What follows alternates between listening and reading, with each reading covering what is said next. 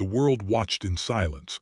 But in the heart of West Africa, a storm was brewing. It was not a storm of chaos.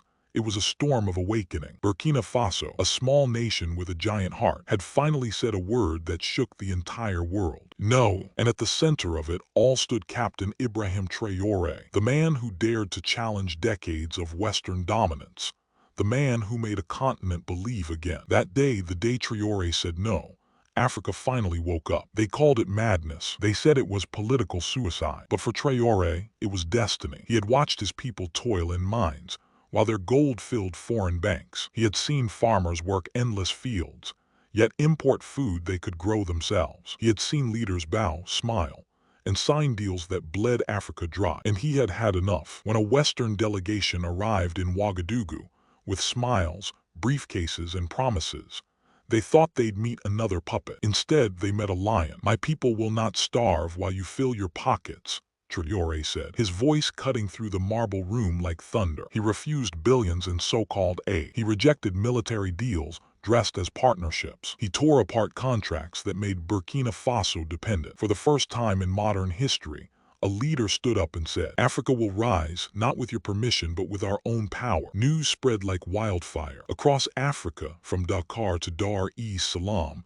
young men and women cheered. Social media exploded. Traoré said no became a rallying cry. In Mali, in Niger, and Guinea, soldiers saluted his courage. In Ghana and Senegal, students quoted his words in the streets. Even in distant cities, Paris, Washington, and London, analysts whispered, "What if Africa really unites?" Because deep down they knew this wasn't just about Burkina Faso. This was about a chain reaction that could change the balance of the entire world. In the capital city, a new sun was rising, both literally and symbolically. The Burkinabe flag waved higher than ever before. The air was filled with hope and fire. Young engineers began working on local energy projects. Women started new cooperatives, selling shea butter, honey, and fabrics made in Burkina Faso. Soldiers rebuilt schools in areas once forgotten. And on the walls of the city, one phrase was written over and over again: sovereignty or death. But for every revolution, there's resistance. Western media began their campaign. Traoré is turning authoritarian,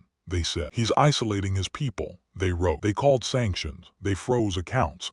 They threatened aid suspension. But it didn't matter. The fire had already spread. Traoré went on national television, calm, composed, yet unshakable. He looked straight into the camera and said, "Brothers and sisters, they will call us rebels, they will call us radical, but the real radicals are those who have stolen from us for centuries." And that one speech, that one moment became history. It was replayed millions of times. Every child in Africa who watched it whispered the same thing under their breath: "We can be free too." Behind the scenes, Western diplomats scrambled. They offered new deals. They tried to divide the alliance. They even pushed propaganda through neutral news channels. But this time, Africa wasn't listening. The new generation had phones, internet, and voices. They saw the lies. They shared the truth. Traoré's vision had become a movement. Burkina Faso, once dismissed as a poor landlocked nation, had become the heart of a revolution. And for the first time in decades, Africa was not begging, it was building. And that's when the moment of truth arrived. The U.S. envoy sent a private message.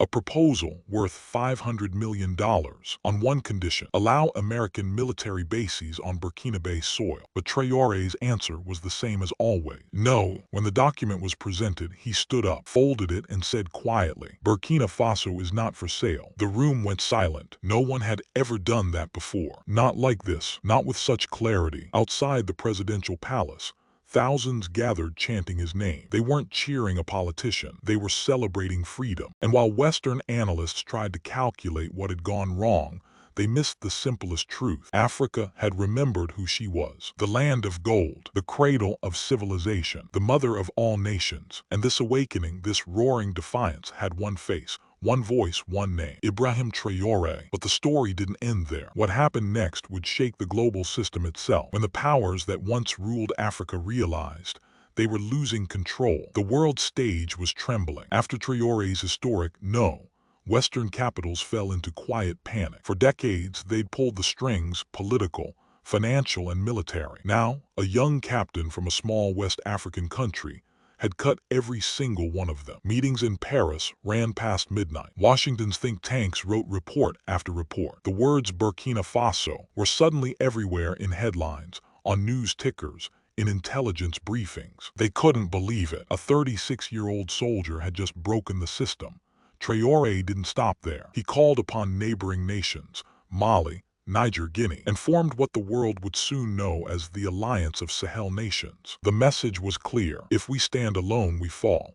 But if we unite, we rise. For the first time since the fall of great African empires like Mali and Songhai, West Africa was speaking with one voice. In Bamako, citizens marched with Burkinabe flags. In Niamey, soldiers saluted Traoré's courage. Even across the continent, in Kenya, South Africa, and Ghana, people began saying, Africa is changing, because one man said no. But with change came consequences. The retaliation began. Foreign NGOs were expelled, accused of espionage. Media channels critical of the government were banned. International banks froze millions in aid and investment. Yet the streets of Ouagadougou were full of music. People didn't care about aid. They cared about dignity. Traoré appeared again on national television, wearing his signature red beret. He looked straight into the camera, and his words became immortal. Brothers and sisters of Africa, they think our freedom has a price, but we say, our blood is not for sale. Our land is not for rent. Our soul is not for export. The nation erupted. It wasn't just a leader talking. It was an entire generation finally speaking. Across the Sahel,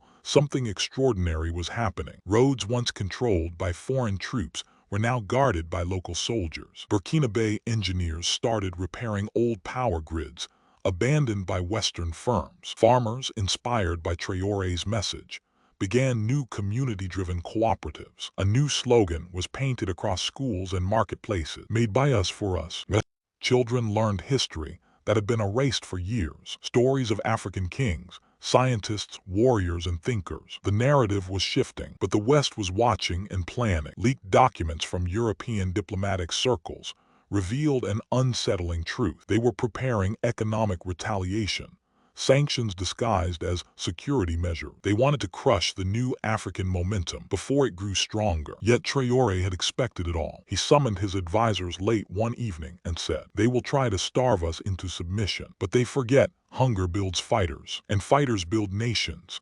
The plan that followed stunned the world. Burkina Faso announced a national resource sovereignty program, a move that transferred control of all mines, oil fields, and natural resources back to the people. Foreign corporations were ordered to renegotiate or leave. Gold exports were redirected to fund schools, hospitals, and military independence. For the first time, the Burkinabe army was building drones, not imported, but locally crafted. The government launched solar energy projects across the countryside, and the central bank started studying a new gold-backed currency to end dependency on the CFA franc. When asked about the decision, Traoré said simply, if they own our money, they own our future. So we take back both.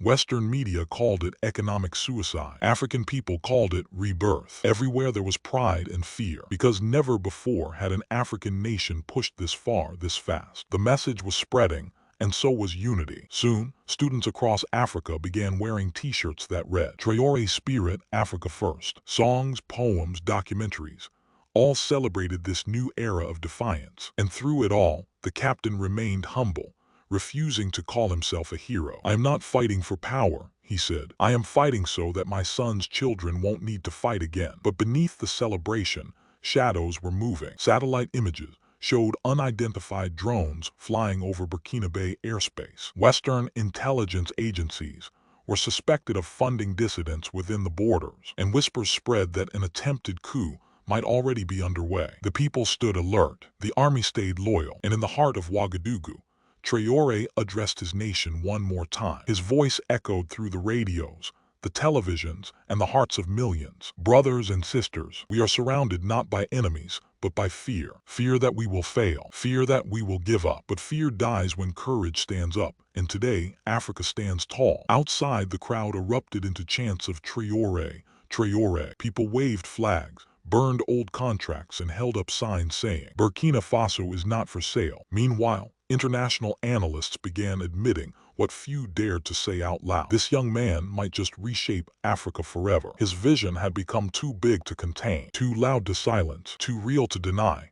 But this was only the beginning, because when Traoré's movement grew beyond borders, the powers of the world decided to strike back. The morning after Traoré's fiery speech, the streets of Ouagadougou were painted with pride and tension. Children waved flags from rooftops.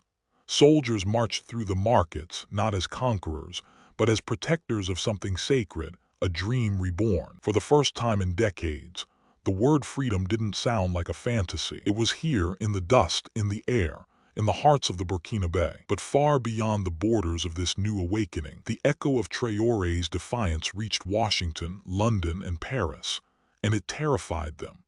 Inside the halls of Western power, they didn't call him President Traoré. They called him the disruptor, because what he had done in a single year, no African leader had dared in 50. He had exposed the illusion of control. He had shown the continent that their chains weren't made of steel, they were made of fear. And fear, once broken, can never be reforged. So meetings began, secret, quiet, and cold. Policy analysts spoke of stabilization. Spies spoke of containment. Economists whispered about targeted isolation. Their goal was clear: stop the Burkinabe revolution before it spreads. The attack didn't come with bombs. It came with pressure. Global banks froze Burkina Faso's assets. Aid organizations suddenly pulled out, claiming security concern. Media outlets launched coordinated stories, calling Traoré a dictator in disguise. But for every headline they wrote, Traoré answered with action. He opened new trade talks, not with the West, but with Russia, China, and neighboring African allies. He signed a defense pact with Mali and Niger to build a joint anti-terror force. And he declared that Burkina Faso would no longer attend Western-dominated summits. "We don't need invitations to sit at our own table," he said. That one sentence became the most replayed quote on African social media. It spread like wildfire, captioned with one line: "Africa doesn't need permission to be free." Even as the people celebrated, Traoré knew the storm was only getting darker. Foreign intelligence reports warned him of plots, not from enemies abroad, but from within. Corrupt officials, bribed with foreign money,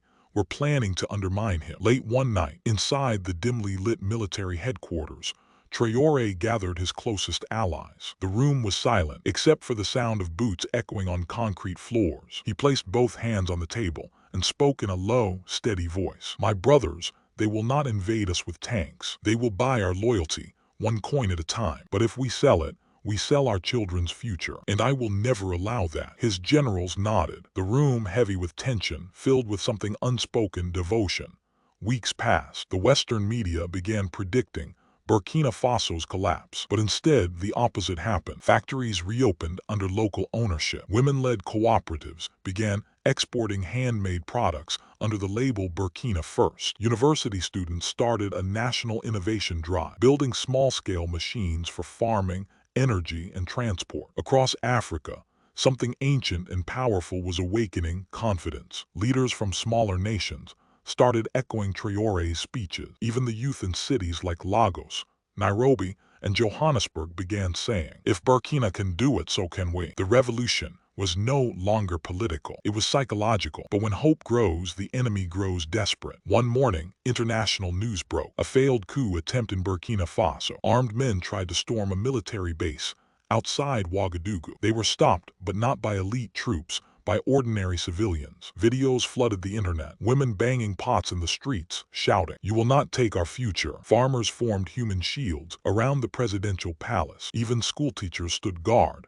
chanting Traoré's name. It was not just loyalty, it was love. When Traoré appeared on national TV that evening, his voice trembled, not with fear, but with emotion. "Brothers and sisters, they came for me, but they met you. This is no longer about one man. This is about one people. They cannot defeat a nation that refuses to kneel." That night, Africa didn't sleep. In Accra, Dakar, Kinshasa, people lit candles in solidarity. The phrase "Africa will rise" trended for 72 hours straight. And in European capitals, the panic turned to disbelief, because even their own analysts admitted Traoré's movement has become a virus, one that no system can contain. But instead of celebrating, Traoré doubled down on his mission. He called an emergency session of the Sahel Alliance and proposed something unprecedented: a joint African defense command, not under NATO, not under France, but under Africa itself. "If we guard our borders together," he said, "no one can divide us ever again." The plan shocked the world. Western media mocked it, but across Africa, it was hailed as genius. Mali, Niger, Guinea, and Chad pledged troops. Engineers from Ghana and Sudan offered support, and in a historic moment broadcast live, the alliance signed what would later be called the Pact of African Sovereignty. It was more than an agreement. It was a declaration of independence for an entire continent. And as Traoré stood on that stage, under the blazing Sahel sun, he raised his hand and said, "We have waited long enough to be respected. Now we will make them respect us." The crowd roared, drums thundered, flags waved. Across the world, millions watched, in awe, in anger, in disbelief, because something extraordinary had just happened. A country once dismissed as poor and powerless had just redrawn the future of Africa. Burkina Faso's new movement was no longer a rebellion. It was a blueprint. From schools to government offices, from farms to battlefields, a single principle guided everything. Africa for Africans. Even nations outside the Sahel began knocking on the door. Congo, Eritrea, and even Tanzania expressed interest in joining the pact. It was no longer about one country's independence. It was about continental rebirth. And at the center of it all stood one man, not as a ruler but as a symbol of courage. Ibrahim Traoré. But symbols are dangerous. They inspire hope and threaten power. And so, the whispers began again. Anonymous reports hinted at international intervention. Rumors of mercenaries crossing borders. Sanctions lists prepared in secret. The West had failed to control the narrative, so now they would try to crush it. But this time, Africa was ready. Traoré addressed his nation one last time before the confrontation everyone feared. He stood before a sea of thousands, the wind carrying his words across the Sahel. "Brothers and sisters, the chains they used to bind us are broken, but freedom is not a gift. It is a war that never ends. If they come for our land, we fight. If they come for our gold, we defend. If they come for our spirit, we rise again, because Africa will never bow again." The people screamed, drums thundered, and somewhere across the Atlantic, the world finally understood. This was not a phase. This was history being rewritten. And as the sun set over Ouagadougou, one truth remained unshaken. The day Traoré said no, Africa remembered who it truly was. A continent of kings, queens, warriors, and dreamers, no longer waiting for permission, just walking boldly into destiny. If you believe Africa's rise is unstoppable, if you believe the fire of freedom can never die, then make sure to subscribe for more stories the world tries to silence. Because this isn't just news, it's history unfolding right before our eyes. Subscribe now and never miss the revolution.